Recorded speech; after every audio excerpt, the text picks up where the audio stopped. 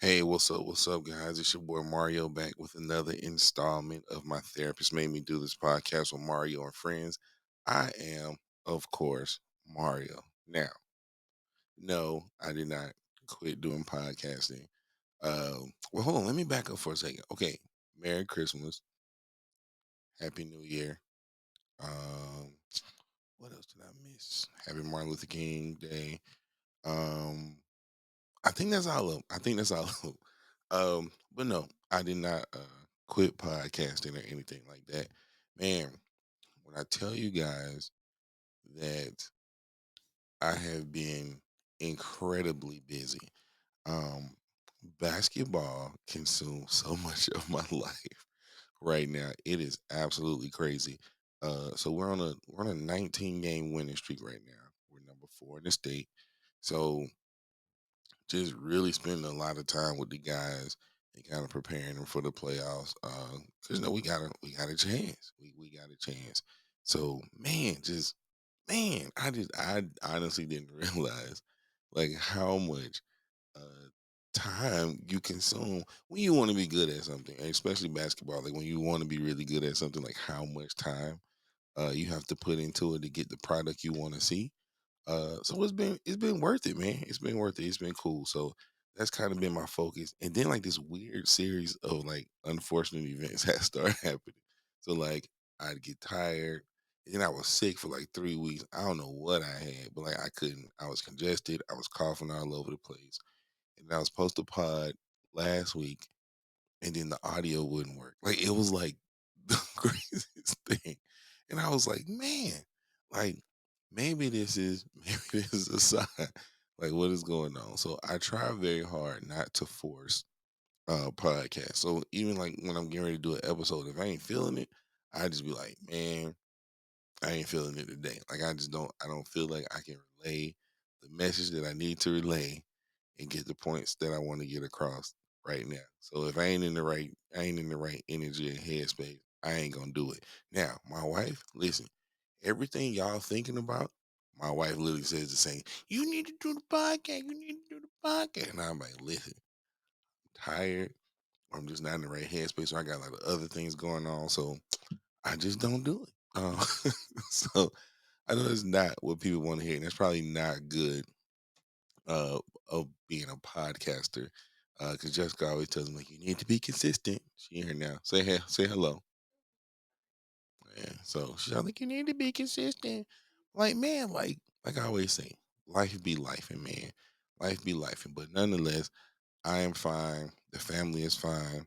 Man, there is so much that I would love to talk about right now. But we're gonna stick with empathy with action. That is the name of tonight's episode. Empathy with action. And sometimes like the universe like puts things around me. Like I have a thought in my head, and then my brain will just start doing like a million different things. So I'm in my phone like writing notes down and stuff. Just like man, like I don't know. My brain is weird like that. So then I start having like these weird signs that kind of tell me like, all right, Mario, like you need to get this off. Like you need to get this off as soon as possible. So empathy with action is what I came up with. Now, before I get started, I want to share something with y'all. So, because I don't know who need to hear this, but I feel like since I've been gone for a while, I need to share this with somebody. So, Jessica and I went to a church today, and so it's interesting because I didn't have no desire to go to church today. No offense to people that do. I wasn't feeling it, but it was my daughter that wanted to go. And if y'all know me, y'all know I man, whatever Maya want to do, we gonna do. do for the most part. So she wanted to go to church because she went one time. She went to the children's church, and she enjoyed it. So just was like, "Hey, let's go try this church." So we go to the church, and it was actually pretty cool, man. It was in a uh, high school like performing arts center, or whatever, like small church, still growing or whatever.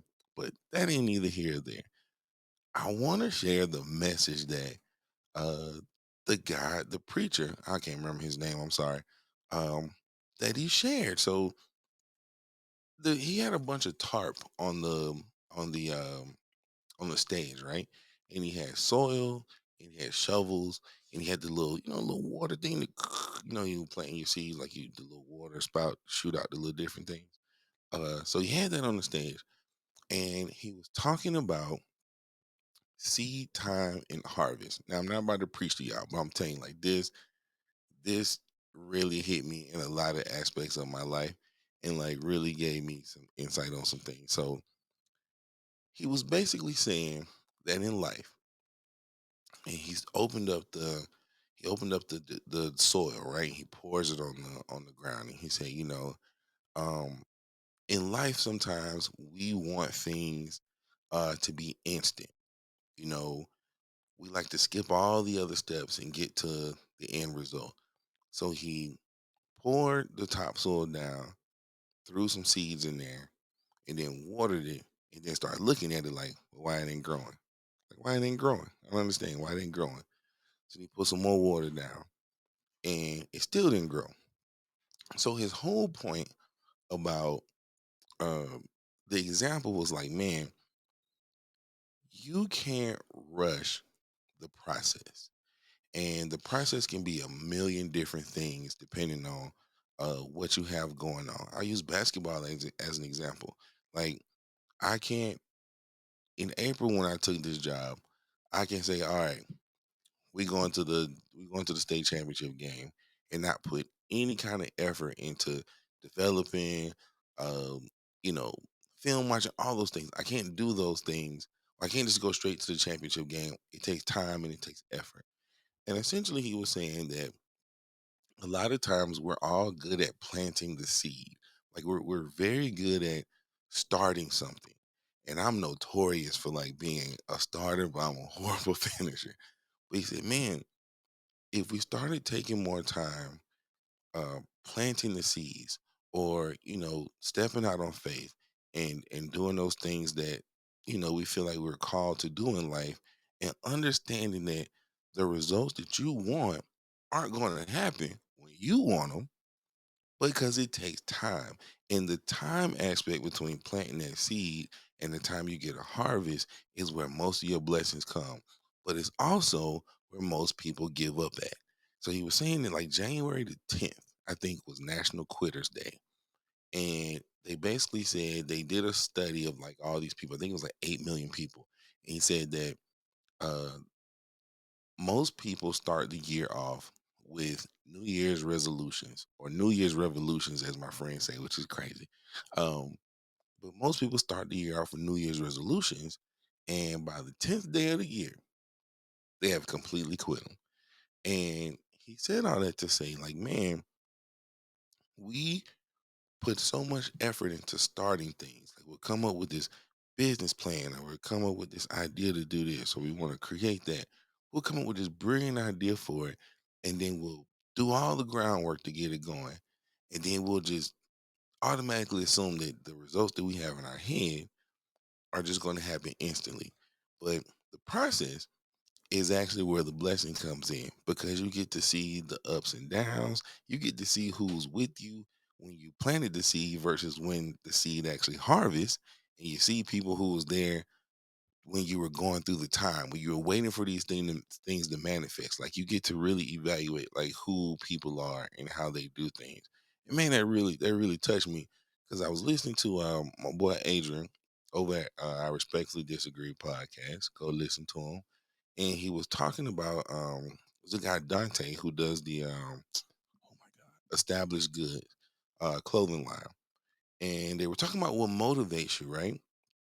And Adrian was talking about how he, sometimes he has like these ideas, and he doesn't want to like like regurgitate things, and like he started off, he had a whole bunch of viewers, and he would get a bunch of followers and things that kind of like ebbs and flows. And if you're unless your name is Casanat, Casanat, I can't remember if that's his name, but unless you're him, you ain't, you know what I'm saying, like that's gonna ebb and flow. And you know one of the things I told him was like, man, you know when you're doing something like this, so in his example, he does like sports reviews, he does a whole bunch of different things. He's actually kind of started expanding.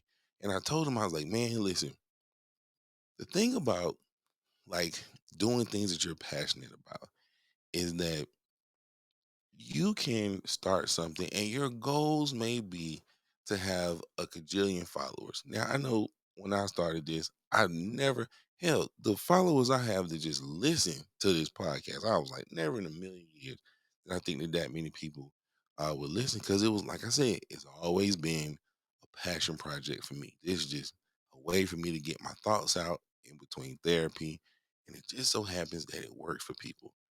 But whether you have one person listening or a million people listening, if one person listens to what you're passionate about and takes what you're passionate about and manifests that into something else, or just has a conversation or start some dialogue with somebody else, to me, that's the harvest. And like I said, it can be one person, it can be a million people. And like I always tell people, man,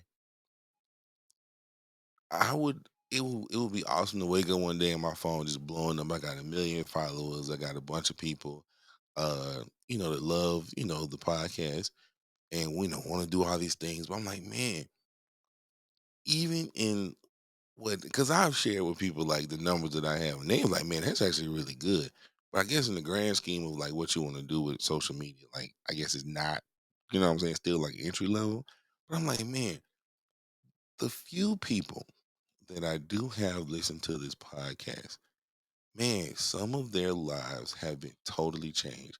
And if you don't believe me, go back to the first like 20 episodes of this podcast, and it would almost bring me to tears sometimes, like the messages that I would get from people, the comments I would get from people who, you know, want to go start therapy, or, mending relationships with their parents from a podcast they heard. Well, I'm like, man, like, dog, that's never in a million years. So I think sometimes, like, we have to really appreciate the time that it takes for that seed to grow into that plant or that flower, because you might get a root here or there or a sprout here or there, and those are the things that remind you that, like, man, like blessings still happen. Like I'm still doing things to impact people. I'm still doing things that I love. And eventually, when that harvest comes, it'll blow up to whatever you wanted to blow up to. But the trick is to always be patient and enjoy the process. Man, what a word that was today. If I ain't getting nothing else out of that service, because I didn't. Like I did, I did.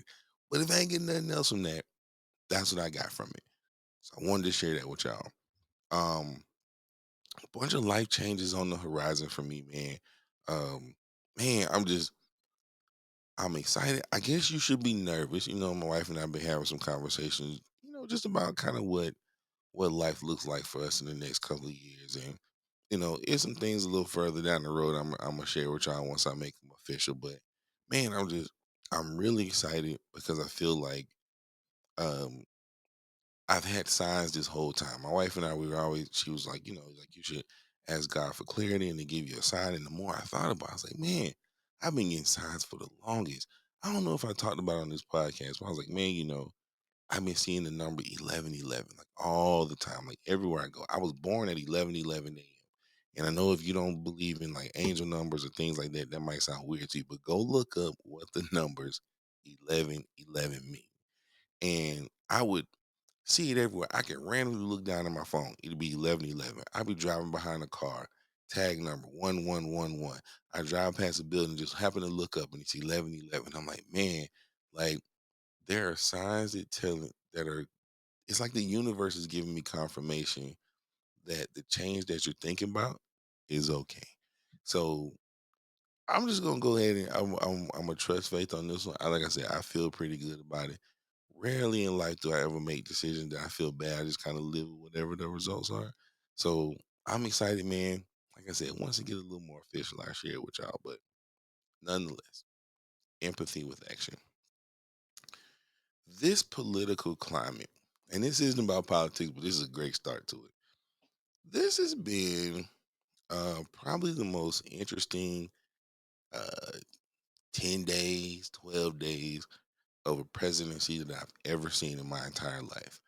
Um, Most people will tell you that when there's a presidential election, a lot of people say you always vote the midterms. And I always encourage people to do that. Vote the midterms because that's where you see the most change at. This is probably the first time in my lifetime that, and I could be wrong, tell me if I'm wrong, but this is probably the first time in my lifetime that I've seen a president take over. And there have been so many sweeping changes that I can see and feel right now. And the thing that has been very interesting to me is that as much as that was a landslide victory for President Trump, because I ain't gonna talk bad about him because he's still my boss for now. As much as that looked like a sweeping victory, if you look at a map, man, this country is probably more divided than I've ever seen it in a long time. And you got people being deported. You got people. Hell, there was a military veteran that got deported like not too long ago, just in the sweep of things. But people are genuinely scared, and people are genuinely worried, and people are genuinely hurting. Like, and at first I used to joke about it, but I'm like, nah, like people, and I see people's comments on social media, they like, nah, I'm scared. Like, I don't know what the future looks like, and I don't know how I should prepare. I've seen people talk about doomsday prepping, stocking up on gas masks and water and rice and beans and canned goods, all kinds of stuff.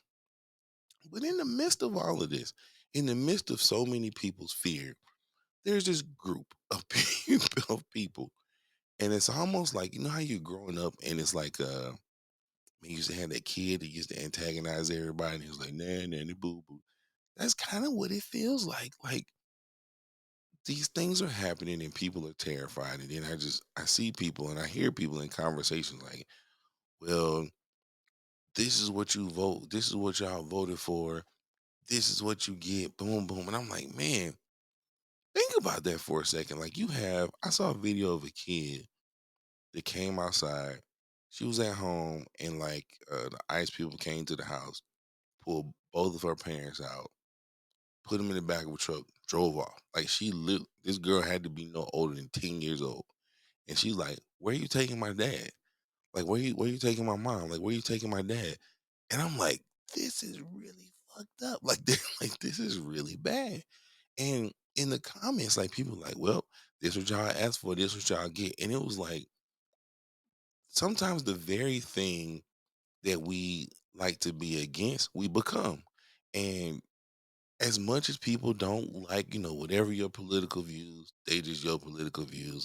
I don't really care that much. I don't care enough to unfriend you or block you. I think that shit is stupid.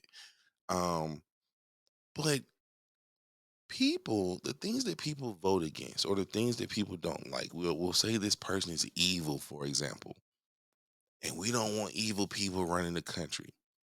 But then when things happen, it's like the evil comes out of you. And I'm just like, man, the very monster that people are trying to avoid, they start to become and they don't even realize it. And I'm like, man, I'm watching this girl crying on the side of the street because her parents just got swooped away in the house. Shit, I don't even know who else is in the house. I'm like, well, what gonna happen to the kid? Like, is she going to foster home? Like, what? But people were legitimately laughing at this situation, and that's just one of many examples. And it just really made me start thinking about the importance of empathy. And I'm a very empathetic person when it comes to a lot of things, and I think a lot of that is steered. behind the fact that I consider myself a servant leader.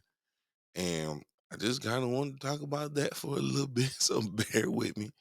Um, so what is servant leadership? I live my life by the Chief Master Sergeant Wayne Sharp words of wisdom. Just be a good person, right? And I always try to be a good person everywhere I go.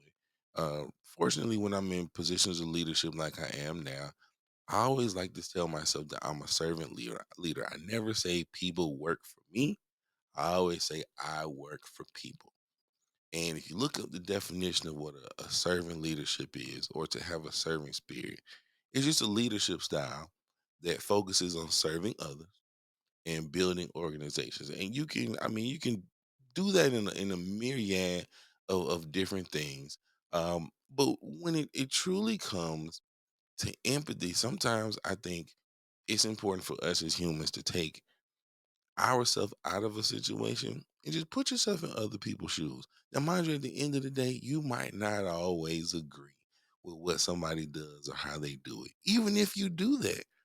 But man, sometimes just being empathetic will allow you to really control how you respond and how you react to a bunch of different things. Um, but empathy just really started popping up in like the most random situations. Perfect example. We took my daughter a couple weeks ago to watch Mufasa, the Lion King movie, and I thought it was gonna be a stupid movie. Not stupid movie. Just I'm like, don't make sequels out of movies that are good as the original. But I found myself really having a profound moment watching this movie. Now, if you don't know, so Mufasa, obviously from the Lion King, he's Simba's dad. And the story goes back to how Simba or how Mufasa became who he was. It talks about him growing up with the other lion and how the lion turned into Scar, blah, blah, blah. That's neither here nor there. So Mufasa's goal was to find, let's just call it the promised land. I don't remember the name of it, but he always wanted to look for this promised land, right? And he went through a lot of stress and a lot of turmoil. He got caught in the flood, and it washed him away to this other land. And he ended up meeting Rafiki, like the little monkey man, right? And Rafiki always talked about how his brother always told him about this land, and he saw that Mufasa really wanted to get to this land because it was like a better place. It was an area he could start over and all those things, right? Rafiki attached himself to Mufasa, and he really started to buy into what this guy's vision was. And eventually, long story short, they ended up making it to the place they were gonna make it. And Mufasa looked at him and goes, "Well, man, like Rafiki, like your brother's not here, you know." And Rafiki's like, "Man, listen, this was never about my brother. My brother gave me the vision a long time ago. I was here to support you." And I was like,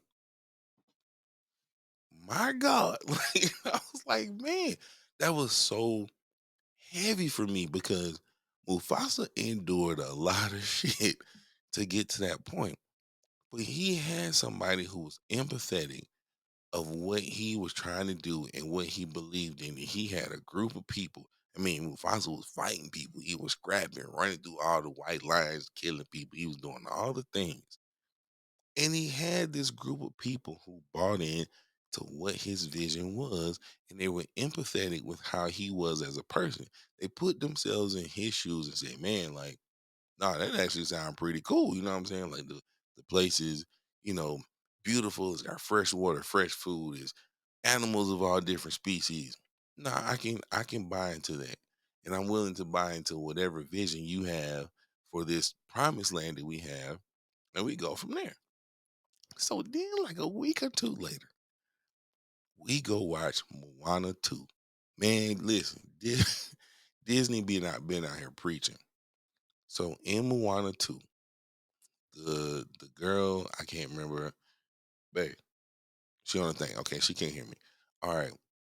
Moana was she got a vision from like one of her ancestors. And there was this fire that went up in the sky.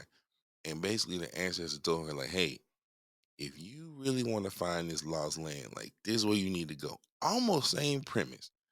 So if you've got kids, you've seen Moana. So The Rock plays, I think his name is Chief Tui, Maui. I don't remember the damn people name.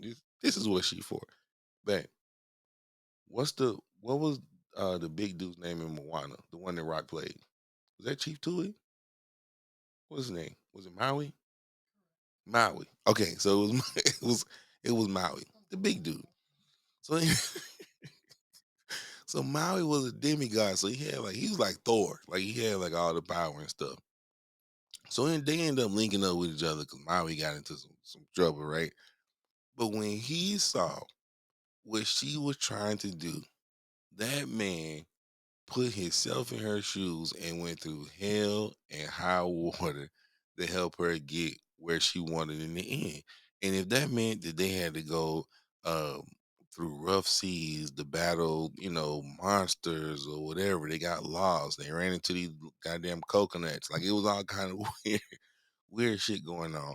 But man, it really spoke to me the importance of doing something and being bigger than yourself for a moment. And society these days is really crazy to me because I truly feel like most of the things that have happened in my life individually, professionally, and personally, and even in Jessica's life, just how we move as a family, like we are very big on being a blessing to other people. Like almost involuntarily. A couple times I done did some stuff and like Jessica look at me like I'm crazy. But man, I just truly feel like when you are empathetic and you are willing to give something that is bigger than yourself or be a part of something that's bigger than yourself, that's where all your blessings come at in life, man. Like the importance of empathy and actively listening to what people have going on, whether it's hell, whether you're trying to find a lost land or you frustrated because the president is deporting people. Like it don't matter what it is, man. Just everybody needs a little empathy, man. Like just a little bit. And like just actively listening and understand, man, we can be as a society, we can be more of a help to each other than we can a hindrance if we actually just got out of our own way and just empathize with the next person. Just for a little bit. Just for a little bit. Because you empathizing empowers other people and it allows them to lead with more purpose. Sometimes it even helps you lead with more purpose. And that's all I wanted to share tonight, man. Honestly, that was really it, man. I really had that on my heart the past week, man, and just the importance of empathy with action, man.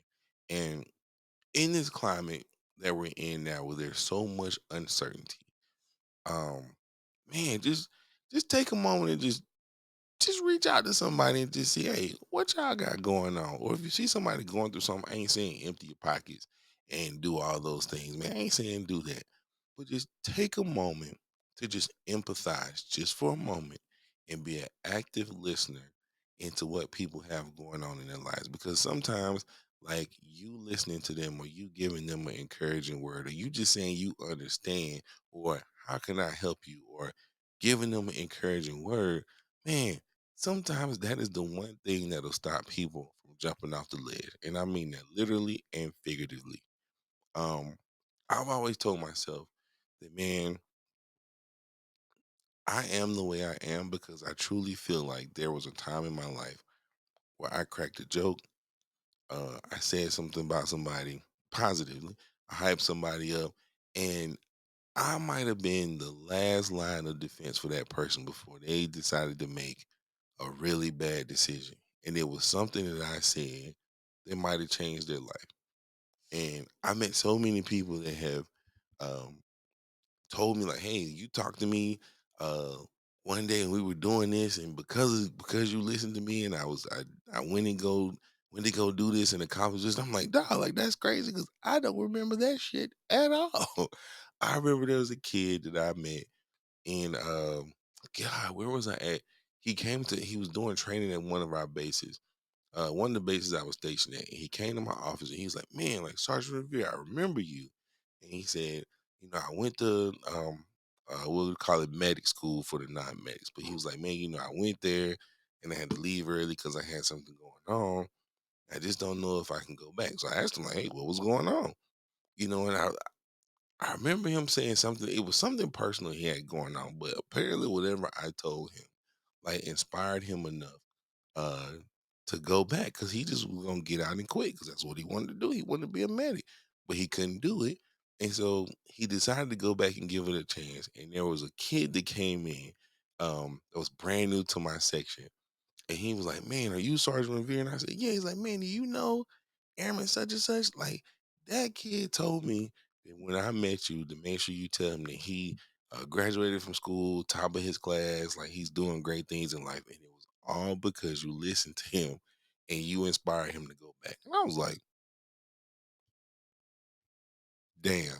Like, so I just I just encourage people in these what people will call uncertain times, man, to just step outside of yourself for a second. Everything doesn't require aha, that's what y'all get, likes fucked up, this is what y'all voted for, type energy, man. Because people legitimately don't know. Man, if we can go back and hold people for the decisions they made a long time ago, and that's the part that makes me mad. Like, y'all mad at people because of the way they voted. Cool, like, got it. But man, what if somebody held you accountable for the stupid ass decisions you made? If they feel like the decision you made was stupid. Like, how would you feel if somebody said, well, I don't talk to you, I ain't doing this for you. 'Cause 10 years ago you did this, so clearly you don't care about me or what I got going on. I, I don't know, man. That's just how Mario operates. And just the way my thinking is when it comes to life is like, man, life ebbs and flows, and there's gonna be rocky roads along the way. But man, I just know that God rest her soul, man. My grandmother, man, I know she always prayed for me and she kept me lifted. So I don't stress about stuff like that. I just be like, man, at the end of the day, everything's gonna be all right. Whether we feel it right now or we don't. There's gonna be some bumps in the road, absolutely. But the worst thing you can do right now in society is sit here and play the blame game as a result of people's misfortunes. I know that ain't gonna go well with a lot of people, and I don't really care. But I'm just telling you, dare yourself to just be a good person this week. Empathize with somebody as to what they got going on. Remember when you were going through something and somebody was there to stand in the gap and listen for you or listen to you or help you out when you made a bad decision. If you consider voting for Donald Trump a bad decision, I don't know whatever the situation is. But that's my encouragement today, man. Um, that's all I got. Like, for real, that's legit, like legitimately all I got. So, man, before I get out of here, I want to say thank you guys for listening, man. One of the things that was really encouraging for me uh was when I get the little email saying that, like, hey, 60 people listen to your podcast, 30 people listen to your podcast this week. Like, every week there was like people that were still listening, and it was like, oh my god, like they're listening to episodes I did like 2 3 years ago. And I'm like, damn, like, okay. And I'm still getting sticky notes on my desk and people sending me messages like, hey, like, Mario, this is a really good episode. So, man, just going back to my initial statement about that church, man. Sometimes I just feel like, no, I may not have time to make an episode every week, but look at the harvest, man. Like, look at those 50 people, those 40 people, those 20 people that listen to the podcast like every week, and they're listening to episodes, and they're still inspiring and they're still motivated, and it's helping them make decisions in life, whether that be go to therapy, have the uncomfortable conversation, whether it's helping them in their marriage, like get through something, listening to, me and my wife be vulnerable with y'all. You know what I'm saying? Like, that's a blessing, dog. Like that's what we here for. Like, you can't tell me otherwise. Like, I truly feel like we're all here to be a blessing for each other. I don't care who you vote for. I don't even care who you love, to be honest with you. But man, just be a good person and just learn to be empathetic with people, and everything will be all right. So I'm gonna try to come back next week. See what I got going on next week. I should be able to come back next week because I got a couple more things I need to get out the box. But I did tell my wife, I was like, man, I have to podcast tonight. Like, I didn't have a lot of crazy stuff going on. So I wanted to make a point to get back on the mic and because y'all was on this been on my mind. So I hope that this encourages somebody. I hope this motivates somebody. I hope this uplifts somebody. And if it doesn't, share it with a friend. Like you never know. You never know who needs a blessing or who needs to be inspired this week. And I feel like that's what this podcast is for. At this point in the game, I feel like it's bigger than me. It's bigger than me. Some messages get across better than others. There's a lot of messages I don't share because in my discernment, just like Mario, don't do that one. Mario, do this one. And usually when I hit stop on this mixer, I'm like, "Ooh, that was good. That was good. That was good." So, but yeah, man, thank y'all for listening as always. Like I said, um, make sure y'all follow us on Instagram, Facebook, YouTube, Good Pods. Shout out to my boy Ralph Ryan Shotgun with me. Don't think I'm crazy, but that little Ninja Turtle has been to more countries than most of y'all listening to this podcast has. So he is legit a badass. Like he don't. That's why he's sitting up. Don't nobody bother him. My kids don't play with him. They already know what time it is. Like my dog Ralph always got my back. So uh, in the meantime, between time, man, tell a friend to tell a friend, man. Mario finally came out with a podcast. Go check it out. Tell them what you think. Um, Go check out my boy Adrian and my therapist. My therapist made me do this podcast. Go check out my boy Adrian and I respectfully disagree podcast. Man, blow his comments up because I'm actually curious as to what people think motivates them as well. That was a really good episode with him. The dude's name was Dante. He owns Established Goods. So listen to the podcast, go check his merch out because me, I actually bought a couple shorts that I took with me when I was deployed to Africa, and I wore them out there. Saved my ass because it was hot as hell. And actually, I still wear two of them shorts. Two of them shorts for real, for real. I still wear them like every other week for real, for real. So, but go check them out, man. I don't know if my boy Clyde doing complicatedly misunderstood, but go check out some of them old episodes, man. I really love how he provokes thought. Um, Willie and Fiona, Fiona. Shout out to y'all, man. I still been listening to y'all podcast, even though I haven't been doing my own. But the thing about us, um, like I always say, just a real raw and inspiring like marriage podcast, man. So if you just without all the fanfare and the hoopla and all that shit, man, you just want to listen to two regular people who have regular issues, man, and they just talk about how they get through them. That is the podcast for you. Like everything y'all be wanting me and Jessica to do, Willie and Fiona do it. So go listen to them. Um, I don't know, maybe I get Jessica on the pod next week because she kind of. I wish I could pan this camera over here so I can, so I can show y'all what she doing. But she got two laptops up. Oh, she looking at me now. Sorry, never mind. All right. Oh, she's lesson planning. Sorry.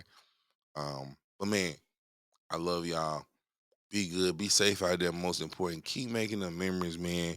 Um, that's it, man. Your boy Mario out. See y'all later.